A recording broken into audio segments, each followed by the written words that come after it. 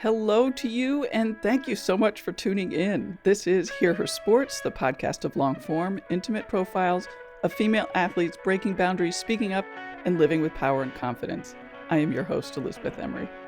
Today, my guest is Pooja Kalyan, a young, rising athlete, member of USA Figure Skating's roster, and our first figure skater on the show. As I was editing this episode, I thought to myself how fun it is to talk to experts in a field. In addition to some specifics about learning to jump on the ice and artistry versus athleticism in skating, Pooja talked about trusting her training, the lack of diversity in skating, and how to take advantage of injury. Pooja is still in high school, so we also heard about balancing that kind of workload with a full training schedule, what's next, and everything she's involved in. Summer is here, so if you are looking for some terrific books to read, head over to hearhersports.com/books for recommendations by my guests and a list of books that I think you would like. Personally, I've been making an effort lately to order from smaller businesses, and that's exactly what Bookshop is. The process is very easy, and you support Hear Her Sports and local bookstores as well. Now, to the show. Pooja Kalyan is an 18-year-old from Fayetteville, Arkansas. She started skating when she was only 6 years old at the Jones Center in Springdale, Arkansas, and continued to train there full-time until the summer of 2019. During that time, Pooja often traveled to Tulsa, Los Angeles, and Chicago for shorter durations during the school year and spent summers away from home for more training opportunities. Now she is living and training full-time in Colorado Springs, Colorado, with her primary coach, Tom Zakrajsek. Some career highlights include a silver medal at the U.S. Junior National Championships, a bronze at the U.S. Novice Championships, and multiple top 10 finishes both at national and international competitions representing USA Skating. Pooja just graduated from the Stanford Online High School after transferring from her brick-and-mortar school in Fayetteville in 11th grade. She will be attending Brown University but deferred her start until the fall of 2022 to focus on skating leading up to the Beijing Olympics. Outside of skating and school, Pooja has 3 dogs, loves to bake, and enjoys yoga, hiking, and reading. Welcome, Pooja. It is really great to have you here. Thank you. Thank you. Thanks for having me on. I'm very excited for this opportunity. Let's start with just an introduction of who you are and your current situation in training. I know in the intro we heard you're at the OTC, so I'd love to hear more about that as well. Sure, yeah. I'm currently training in Colorado Springs, Colorado, and as you said in the introduction, I formerly trained in Fayetteville, Arkansas primarily, and then I would travel to Chicago before switching my training base to Colorado Springs, where I am full-time here. I transferred to Stanford Online High School so that I could have more opportunities and flexibilities to train rather than having to miss school, as education was very important to me, and I wanted to make sure that I could create that balance between dedicating time to skating while also getting a good education. So my primary coach is Tom Zakrajsek, and I was accepted to Brown, which I'm very excited about, and I plan to defer that enrollment to the fall of 2022 just to focus on my skating full time and really be able to train hard for the Olympic season. Well, I can't imagine that the Stanford Online High School is very different from any other high school this past year. How has that been? Yes, it was kind of nice to have switched to Stanford Online High School, considering the fact that COVID and the pandemic caused all schools to go to virtual education and learning in, I think it was March of last year. So it wasn't too different for me. It was actually kind of nice because I had already gotten a couple months of adjustment to that online learning scheme. But I would say that Stanford Online High School has been very great for me in creating a balance between my skating and school. And it's still been a very rigorous school year the past 2 years, but the flexibility in creating my schedule that it has allowed me has been super beneficial.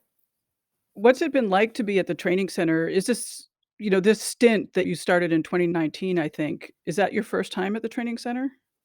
So I am not living at the Olympic Training Center, the OTC, right now, but I am training at the Olympic training site, the World Arena in the ice hall. So I have been to Colorado Springs since I was a young kid.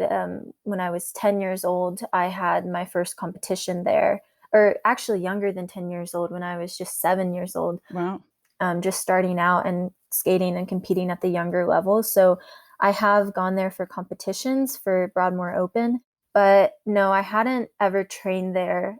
And the summer of 2019 was the first time when I spent some time there. And I was still with my coach, Alex Orashev, my former coach in Chicago at that time. But I went to Colorado Springs so that I could, one, help to recover my back and get some physical therapy, but also to be exposed to a new environment and to compete and train with a lot of other upcoming skaters in Colorado Springs. And of course, to work with some of the great coaches there. Now I am training here full time since January of 2020, actually, but I went back home during the pandemic because the rinks were closed. It's been a while now, about a 2-year span being in Colorado Springs and training here, but it's been a little on and off because of COVID. But now I am here full time and I've been here for quite a while. So you're living not in the training center, you live in an apartment or something like that. And then Yes. there's a separate rink that's not part of the OTC, but a lot of the top skaters skate there.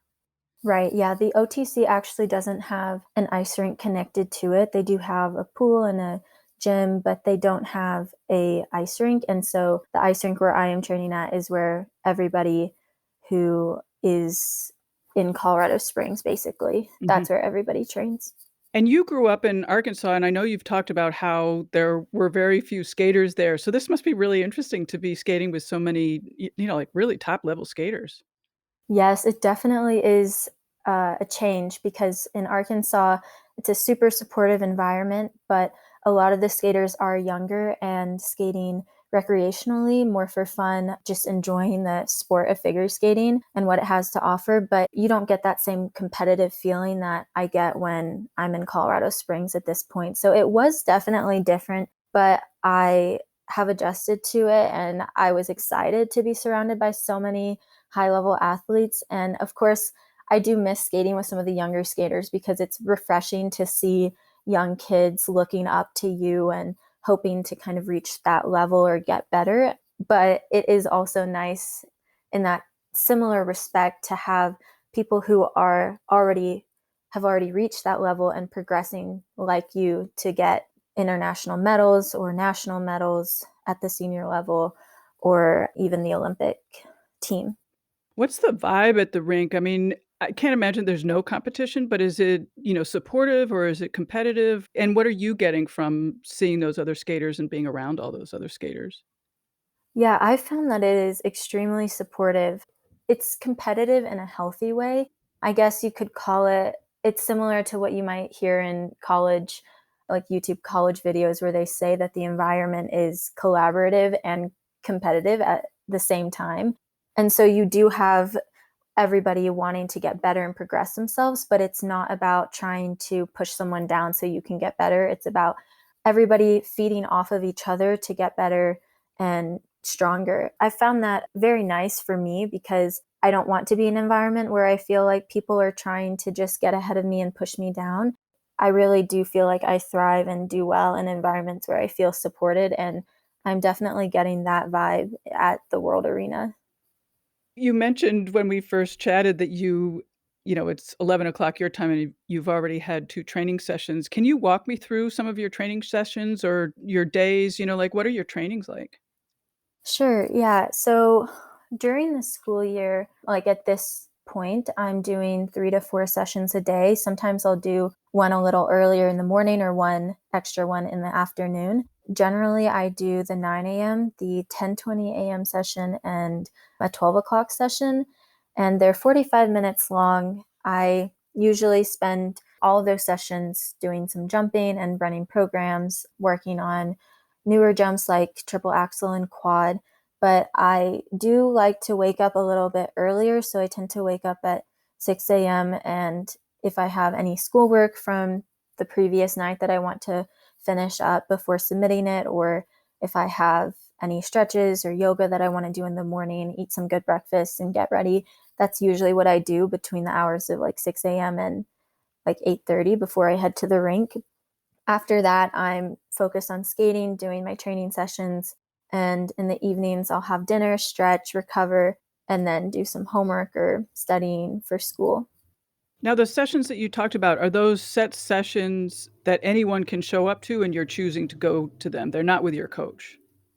They are they are built into my schedule, I guess, in other words. And so it doesn't really change from day to day or week to week, even. And I do have lessons with coaches on those sessions as well. They're not all completely on my own, but I do have some sessions where I can practice on my own, or half a session where I can practice on my own and review what was taught to me. It is a mix. There's lessons and practice time on my own and different lessons. It's either like pole harness lessons or lessons with my primary coach or ancillary coaches. Right. Tell me about the pole harness. Sure. So the pole harness, you can picture it almost like a fishing pole, and you're connected to the end of the wire strapped into a harness, basically, so that you can be lifted up as you're moving around the ring, trying new jumps. It's basically a way for you to gain confidence in trying harder jumps and having the support and the pull of a pole harness person to help you do that jump and complete the jump. And as you get better at it, the less that they'll have to pull or fix your axis when you're in the air, and the more you can kind of complete that jump on your own, so you can start trying it off of the pole harness. Traditionally, the wire used to be on the ceiling, and it was not a pole harness. It was just a regular harness, and you were very limited in your range of motion. So you had to basically just travel in a straight line, which was difficult for jumps like axles, where you have to kind of curve a little bit on the takeoff, or you want a little bit more of a curved setup. So the pole harness allows you to just follow your normal pattern and try a new jump the way that you would if you were off the pole harness. I find this completely fascinating because I've never done sports like this, but the idea of having help to learn how to jump, I sort of always imagined you just flying through the air, like, okay, I'll try it. And then Right. obviously you're sort of, gearing yourself up to it. So how do you learn a jump? Like, what's the process of learning a new jump? Well, the basis of every jump, and I guess this is probably what it was like before the pole harness. And when I started skating, the pole harness wasn't there yet, or at least it wasn't popular, but there was a normal harness to learn jumps. But the very first thing that you have to do is learn the technique, because if you don't have the correct technique, you're probably going to get hurt, or you won't be able to complete the rotation or as much rotation as you would like. But after that, it's almost about trying it once you have the technique, starting off with maybe a single if you have that. For me, if I'm trying triple axel, it's about doing a single and then a double with the correct technique, and then moving to the triple axel and getting some attempts in. But I think the biggest thing once you have the technique is to just go for it. You don't necessarily need the pole harness to try a new jump, but for triple axel and quad, it's a little safer if you have done a couple on the pole harness first, so you aren't as afraid, or you don't have that fear of trying to rotate a little more, because it can be a little scary at first. Other than that, it's really about just going for it and not having any fear of falling, really, because you are bound to fall when you first try new jumps, especially ones with higher rotations. You're bound to fall, but you just have to kind of go for it. And if you don't try it with full effort, you'll never know. So that's kind of the process of it. Technique, attempting a couple, then refining the technique a little bit, figuring out like what you need to focus on in order to achieve that jump. Maybe watching videos of other skaters jumping that jump that you want to achieve. That's kind of the process. It's a little bit of a trial and error, but you'll figure out what works best for you. Where is skating right now in terms of the balance between artistry and jumping? I would say in the past couple of years, it has become even more technical because, of course, skaters, men and women, have been able to learn more complex jumps or execute, such as Nathan Chen, a bunch of quads in one program, which, generally skaters didn't do in the past. So, at least to that extent, attempting 5 or 6 quads in a program. And even women are attempting triple axel and landing triple axels and even quads and multiple quads. So it's definitely progressed to the point where the technical aspect has become very important. And there's been a little bit of a shift to where the technical part of the program is extremely important in order for you to reach higher placements, not necessarily for you to go internationally to a competition, but for you to be able to place at those competitions or even win. It's important to have higher jumps and a stronger technical content. But that being said, I have noticed that the artistic side of the program hasn't completely gone to waste, or it's still very important. And you can see that with Carolina Costner, one of the skaters that I have really loved. She was able to kind of stay competitive with skaters who were doing higher level or more complex jumps than her by showing that artistry and finesse in her skating. And so I do think that if you match grace and technical content, that's the perfect balance. And having one or the other can still be beneficial, and it's still very much appreciated in the judging system. So what are you working on for this next 12 months or whatever? Yeah, so I am working on developing both of those because I know that that's extremely important in order for you to be competitive in the US and internationally. So I have been training my triple axel and starting to put that into my program and practice sessions just so that I can kind of start getting my timing and my rhythm going so I can land it in competition. And I am also working on quad toe, and that has been going very well also. I've been doing it more so on the pole harness as I focus on landing the triple axel, but I'm hoping to also start training that off of the pole harness even more and eventually start training that in my program as well.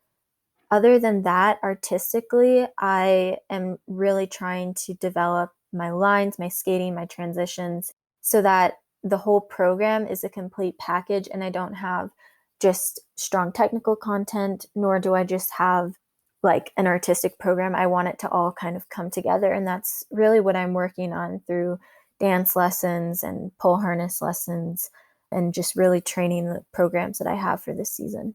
Yeah, how much stuff do you do off the ice? I do quite a bit of off ice training. I do yoga and I'm going to start doing Pilates. I also have off ice strength training with a physical trainer 3 times a week. And I do a dance class and ballet. So I do my dance classes are more modern or hip hop. It's kind of a fusion of dances. And then ballet is, of course, just traditional ballet. And that makes up 2 of my days out of the week. So I do each one time per week. And other than that, it's a lot of stretching and recovering because all the jumping on the ice and program run throughs does contain cardio and you are like getting physically exhausted. So it's very important to recover and stretch well and hydrate and eat well. Yeah, you mentioned that you've had a back injury. How is it doing now? I haven't had any problems with my back, any back pain. So that has completely healed. I still have to be careful because I don't want to re injure myself trying harder jumps or trying to make my programs even better. But I am careful about how I'm training and how much I'm doing. So because of that, I haven't had any problems. And are you doing rehab exercises or strength training exercises to support the back? I have incorporated more core exercises and more glute exercises and hip exercises to strengthen the parts surrounding my back to ensure that those aren't going to be compromised because of my back injury.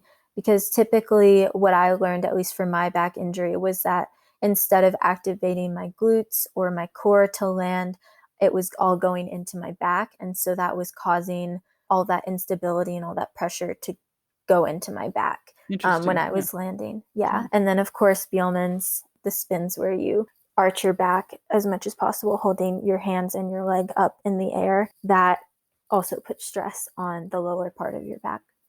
My understanding from your injury, just reading what I could find, is that you were out not skating for quite a while. Right. I was injured in, I mean, I was starting to have some back problems in July of 2018.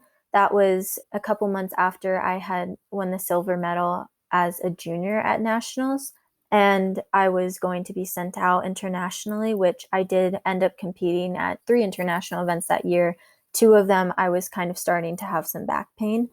I realized that I did have a developing stress fracture in the L2 part of my spine and the L3 part of my spine in the lower back in December. And so that was starting to cause pain, start to limit my ability to jump as much as I could. And the weeks before nationals of 2019, my first year as a senior, I was considering completely withdrawing from the event, but I did recover. I went to Colorado Springs to get some treatment, and I was able to do fairly well in the short program. I skated a clean program and was 9th after the short, but the pain was so much that I ended up withdrawing from the free skate and not completely finishing my senior debut at nationals. Mm. And after that, I took 5 months off. I skated a little bit doing edges, but no jumping or no spinning at all. And I was doing a lot of pool therapy. So that was one type of therapy that had no impact because I was able to just swim in the pool and do some exercises there. And the water reduced the impact when I was doing exercises in there. And so that whole stretch from end of January to beginning of June, I was off the ice most of the time and just focusing on recovering and focusing on my school a little bit more, being in Arkansas, not really traveling. I did go to Colorado Springs in February just to get some choreography for my next season. The back injury was definitely a process to recover from, and that process of recovery didn't really finish until the end of 2019. So it almost took me out for about a whole season, but it was kind of mixed between the end of one season and the beginning of the other. When you look back on that time, do you have any lessons for yourself or other people? Or, I mean, like, did you learn anything during that quiet time? Or was it that quiet? I mean, I guess you were working a lot on recovery. But. I guess one thing that I did realize was I really, really missed jumping. And I learned that I love to jump and to spin. And those are very important aspects to me about skating, is that athletic side of it. I did work on the artistry, but just not being able to do what I love or going to get choreography and seeing that I couldn't jump or do as many things as the competitors that I did see jumping and spinning and training, that was definitely hard for me. But I also realized that I do want to come back stronger from the back injury and recover and be able to compete again, because during that time I seriously was considering just focusing on school and not skating at the competitive level that I got back to now. So I did learn a lot about how much I care about the sport, but I also learned that having that time off to just completely reflect on your season and your goals in life, I feel like that was very important to me because I had never had that time before to just focus on school and to just think about my future and what I want with skating and also what I want with my education. And I would say that for any athlete going through an injury and having to recover and not do what they love and what they've spent a lot of their time doing, I would definitely say to take time to reflect and figure out your path and what you really want to get out of the sport and how you are going to continue and get stronger from the injury and not let it be a setback. Right, right. Did you make any changes or big changes, or what changes did you make after recovering and coming back? What changes did you make? So I guess the biggest change was that I decided to start spending time in Colorado Springs to train. And eventually I switched to training full time in Colorado Springs by the end of 2019 after not qualifying for nationals that year due to the complications in my back and the limited training that I had as I watched my jump counts and tried to recover from that injury. I realized that I wanted to be in an environment that was more competitive and more supportive and where I could really have access to all the resources that I wanted to become the best athlete that I could be.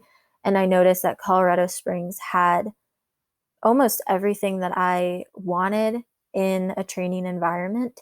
That was the biggest change, is changing to Colorado Springs to be my primary training site. And the other change that I made was I had applied to Stanford Online High School and I was accepted. So I was able to switch as a junior to attend Stanford Online High School. And that was the other biggest switch in August of 2019, was that I was now an online school student and I had greater flexibility in my schedule. And I guess that was another thing that allowed me to make the switch to Colorado Springs so confidently, because I knew that I wouldn't be missing school in Arkansas by training in Colorado Springs, because I was now in an online school that would give me that flexibility and where I wouldn't have to miss any discussions. The competition schedule competition has started, right? Yes, the competitive season has started. There have been some competitions. Okay. Do you have your competition schedule lined up? I mean, do you know what you're going to be doing for the next several months? I do know that my very first competition will be Broadmoor Open in end of June. So that's going to be my very first competition, and I'm training for that. And I will do a couple more competitions in the end of July, probably mid to end July. Other than that, I'll also be doing the virtual Peggy Fleming Trophy, which is focused on artistry rather than technical content. And that's reserved for US skaters, and you're invited to compete at the Peggy Fleming Trophy. And it's going to be virtual again this year, like it was last year, due to the pandemic and restrictions that may arise, or just to make it easier for skaters to submit videos. So that's another competition that I'll be doing, and that's going to occur in the beginning of July, but I'll have submitted my videos by mid-June. And what about international competitions? How does that all work? How are you selected for different events? Right. International events, events where you're representing Team USA, the selection process is kind of, it's a little vague in terms of when that occurs, because it largely depends on the skater's performance at a competition.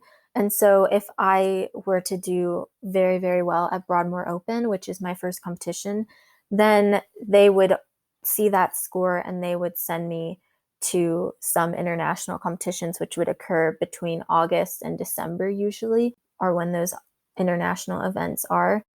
And it's just based off of the skaters' performance and how competitive they are at in the summer competitions, so that they can then be selected to represent the US internationally.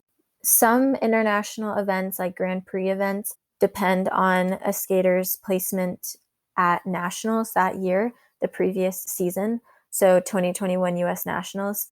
But there's also opportunities to get a spot at a Grand Prix event if you do well in summer competitions, namely Skate America. That's the big one where we have 3 spots.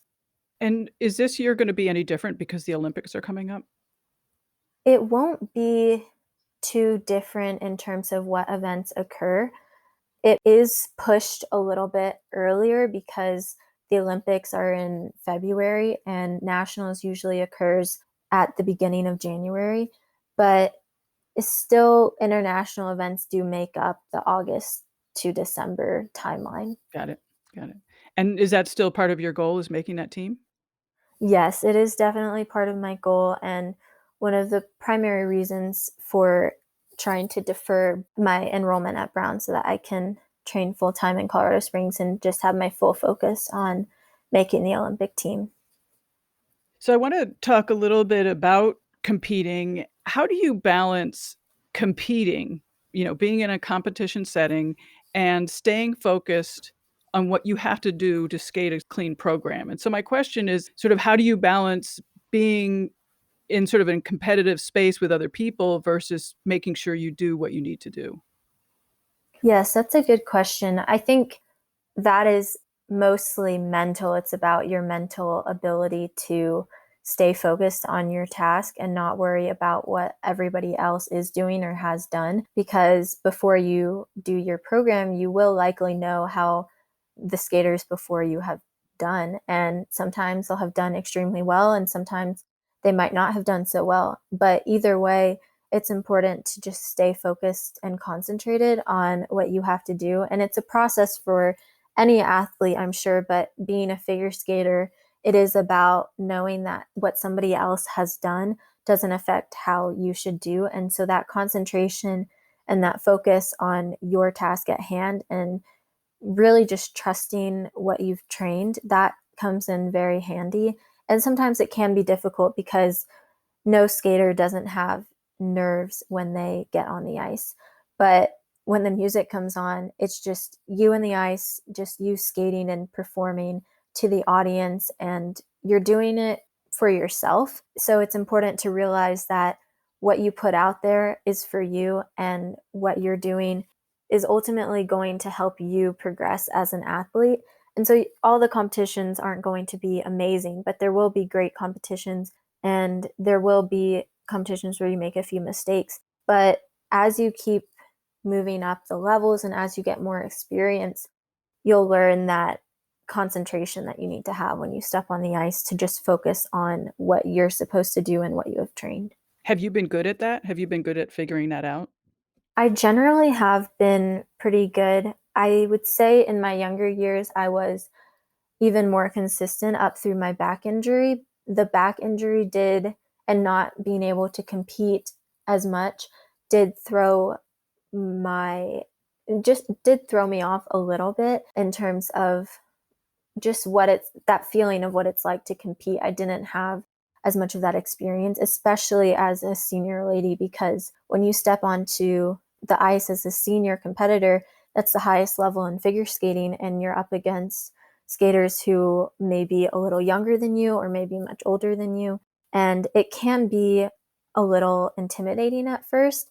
And that's something that I feel like I've gotten through and I've kind of handled pretty well, especially having a year since my back injury to train and get back into the mode of competing. And I would say that generally I am a pretty good competitor.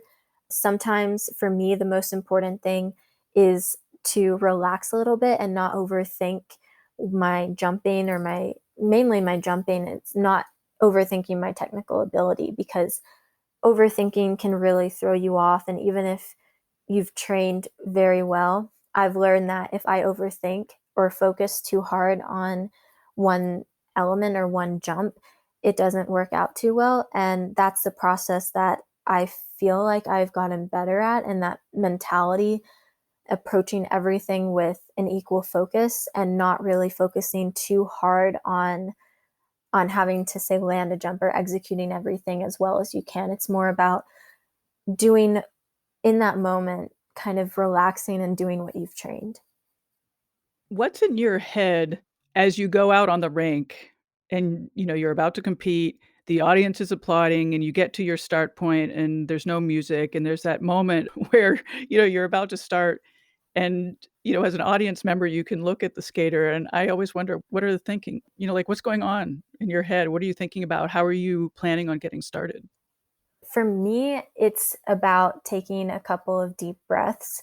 And when I step on the ice and when I go into my starting position, I think confidence, trust in my training, and just after that, focusing on the deep breaths that I'm taking, because that really helps me focus on myself and regroup and find that calmness in myself so that I can really perform at my best.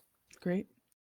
Well, I want to shift gears a little bit. You are a Diversify Ice ambassador, and you're also working with Aurora Tights. Tell me about working with those two groups and why it's been good for you.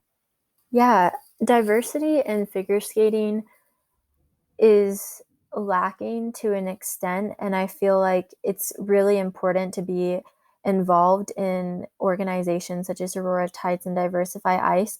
I really appreciate what they're doing because both organizations are trying to promote diversity and promote performers of color in figure skating, and for Aurora Tides, it's the performing arts as a whole. I think that in order for the sport of figure skating to progress, we need to be more inclusive of different ethnicities, different races. Honestly, by being involved in these organizations, I hope to serve as a role model for younger skaters who are Black or Indian or brown, darker skin tones, just so that they realize that they can really achieve whatever they want to achieve in the sport that they're passionate about. And they don't really have to worry about there not being many people who look like them, because it really only takes a couple people to break that mold and to push into the sports such as figure skating, which doesn't have much diversity, to show and encourage younger generations to do the same. I'm really thankful to be part of Aurora Tights team and Diversify Ice as an ambassador, because as a competitive figure skater and as someone who didn't have too many Black or brown skaters to look up to as a young kid, it's really I hope it's reassuring for younger skaters that they can kind of follow that path of diversity, and their opportunities are limitless regardless of what they look like. Did you have any Black or brown skaters that you did look up to? Like, who were your role models? I I didn't really look up to any specific like Black or brown skater. I did love Vanessa James, and I still love her. She's a pair skater. I just love her spark and her fire that she has whenever she comes on the ice. I think she's a very great role model for younger generations as well who are of color. So I would say that she was probably my primary role model, and she was when I was a young kid who didn't have too many skaters of color who I was skating with. At my rink in Arkansas, I did see a couple of Indian skaters and Black or brown skaters just skating for fun and recreationally, which was also very nice to see different skin tones in the rink, just that diversity. I guess for me, it wasn't about feeling isolated, but it was about knowing that there is diversity in figure skating and there is an equal opportunity for skaters of color and skaters who maybe aren't of color to reach that same high level in the sport.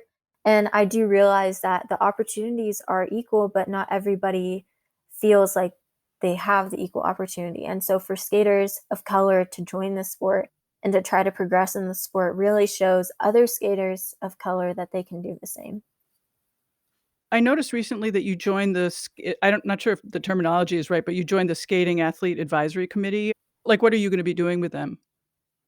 So, my work in the Athlete Advisory Committee hasn't necessarily started yet, but I will be serving as the vice chair and I'll be listening to athlete concerns in all aspects. It won't just be in diversity, but it will be in anything in general, whether it be judging, competitions, equity, funding. It will kind of be a combination of things based off of what athletes in figure skating are concerned about. And as a member of the Athlete Advisory Committee, I'll be working with the other members to try to address those concerns and figure out ways to really grow US figure skating to become the best organization that it can be and how it can best support all the athletes. Do you have issues yourself that you're interested in addressing while you're on the committee?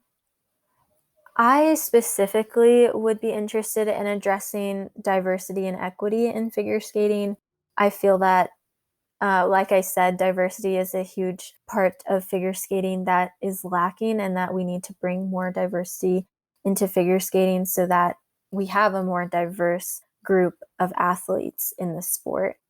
So that's one thing that I would really like to address, as well as having funding opportunities for minority groups or groups that might not be able to afford figure skating, because that's a huge part of joining and continuing in the sport is funding, because it is an expensive sport and not everybody is able to pay to reach higher levels in the sport because of all the training and the coaching and all the different aspects of training that go into becoming a great skater. So not many people can afford that and have the opportunity to afford that, and having funding for minority groups or just anybody who needs it would be great.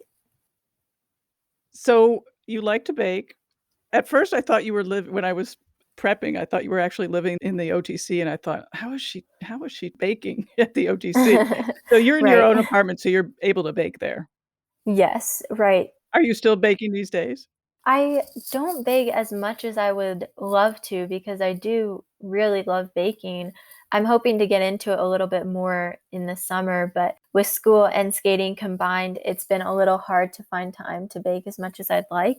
But that being said, I do have some equipment that I can use to bake so that I can get started in the summer on baking some fun treats. So I did do it more often during quarantine, of course, because there wasn't a whole lot to do outside of schoolwork Right. and preparing for college applications. So I did bake a lot more then and try out new recipes, and I will definitely get into that again in the summer. I'm glad you mentioned balancing school and all your skating and training and everything. I just don't it's hard to imagine how you do it all. It was an adjustment when I first started skating, figuring out balancing schoolwork and skating. However, it was a little easier at that age, the younger ages, for me to balance because school wasn't that intense. In third grade, it's not like you have a bunch of assignments and tests coming up like I do in high school. So when I transitioned into high school, missing school for training was a little difficult because I wasn't able to participate in discussions. So I really had to create a schedule and know when I was going to read the textbook so I could catch up on what was probably said in discussions. And in addition to that, it was a lot of times finding extra time, like on the plane or in car rides, finding that time to study because when you're driving to train at an ice rink, you don't really have that much time before or after to study and to review for school. And so I really had to find extra gaps in my schedule to complete homework so that I wasn't exhausted at the end of a long day of training or a long day of being in school when I was in school. It was really about creating that schedule and that balance. So I think now it was a little bit easier because I wasn't missing any school since I was in online school. And so in the evenings after training, I could recover, attend class online, and then review a little bit without having been exhausted from driving to the ice rink or going on a plane ride and having to study on a plane, which isn't as ideal as studying at a desk. But yeah, I guess in general, finding a schedule that would allow me to mark out what times and what openings I had in my schedule to study and what openings I had in my schedule to recover from skating. That was really important for me, as well as not bringing any stresses from school into my skating and also not bringing stresses or disappointments that may have occurred in skating into my schoolwork. Oh, that's interesting. I hadn't even thought Yeah. about that. Yeah. And I know we talked about it a little bit already, but describe more the online school that you're going to and how it works. I mean, is everything pre-recorded and then you just, you play the lecture? No, actually, Stanford Online High School is unique compared to other schools that I had looked into that are online because there are set times for discussions that you attend. So you are basically in class at set times as you would be in a normal brick and mortar school. It's just that it's online, and we use a platform called Adobe Connect to attend class and to come on camera as our instructor is on camera and have a roundtable discussion that's virtual over the materials that were said in class, or they teach us like a teacher would in a normal brick and mortar school. And I guess the main caveat of Stanford Online High School is before the next school year starts, you get to mark which times, which periods work best for you, as well as which courses you want to take so that you can have any free time that you need in the middle of the day. For me, when I was wanting to skate, I decided to make my classes either early in the morning or later in the evening so that I could have that whole day free.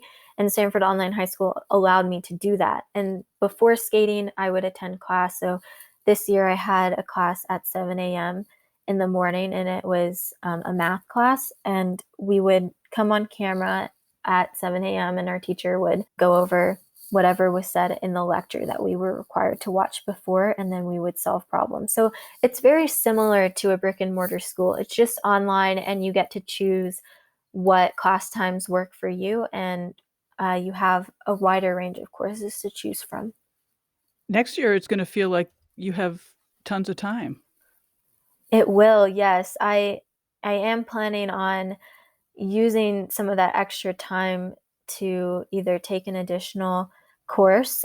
I'm wanting to be on the pre-med track, so I will likely take either an anatomy course or a biostatistics course. But if I'm not doing that, then I was planning on taking some judging tests for US figure skating, because in college and out of college, I do hope to contribute to US figure skating and the sport of figure skating by being a judge or an official.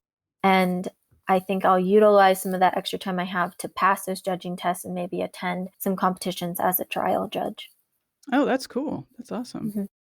Well, that's a good segue into what are your goals sort of longer term, once you start college, but also even beyond that, if you know? After skating, I don't really want my dedication and my involvement with figure skating to completely end after competitive figure skating. So, like I said, in college, I'll probably continue contributing to the sport of figure skating by being on the athlete advisory committee and by passing judging tests and becoming a higher level judge, and attending competitions as a judge, as well as passing some coaching tests so I could coach some younger skaters and help them achieve the goals that they want to achieve. As far as my education goes, I will be on the pre-med track, and I'm planning on majoring in neuroscience at this moment so that I can then go to medical school and start my path of becoming a doctor. Outside of that, I will continue my involvement in figure skating, as I said, and continue extracurricular activities. I'm really interested in dance and performance, and I'll likely be involved in some clubs at Brown University that incorporate performing arts and theater.